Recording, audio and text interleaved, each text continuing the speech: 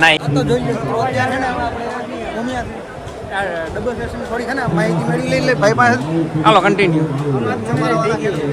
મજામાં જશો આપણે અમરેલી ખેડૂત પુત્ર કૃષિ મેળામાં લઈને આવી રહ્યા છીએ ઉમાબોય થ્રેસર. આ થ્રેસર મગફળીનો સ્ટોરેજ ડબલ ટેન્ક થ્રેસર છે. પાકની વાત કરીએ તો મગફળી, મગ, અડદ, તુવેર, ચણા, સોયાબીન વગેરે વગેરે આ થ્રેસર પાક કાઢી શકે છે અને પાવર થ્રેસર કહેવામાં આવે છે. બતાવો મશીન બતાવો.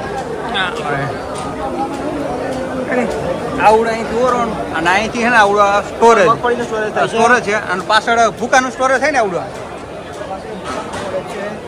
એટલે આ ભૂકાનું આ એલિવેટર છે આપણે મગફળી ઉપર ચડાવે છે.